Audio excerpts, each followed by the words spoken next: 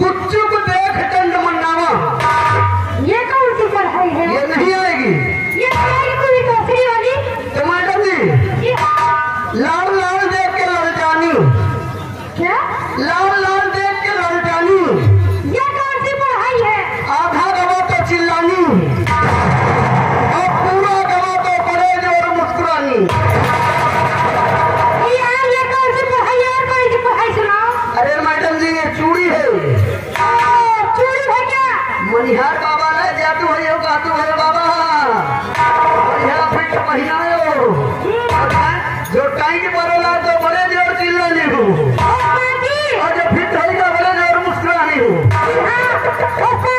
ये नहीं आएगी और कोई टमाटर जी का कहरा पड़ गई कि आरी मोरी माई रे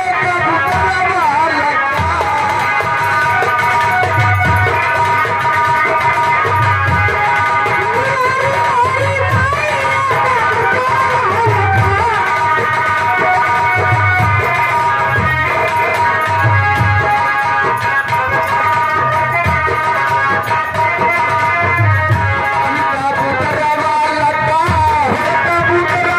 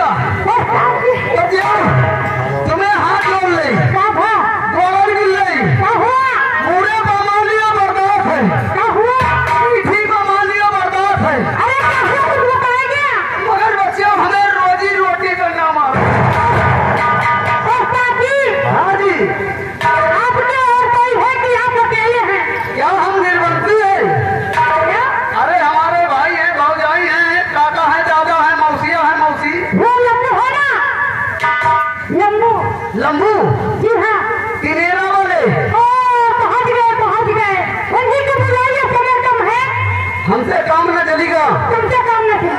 ठीक है लाइन पे लगिए लगाइए। ओ भैया मार्गी हाँ भैया समय सलवार पहले ये बात हो रही कहाँ हिया तुमका पाई आ कर रही है कहाँ पाए। हाँ अरे पाए की बात न में पकड़ ले रहे अब चले फिर।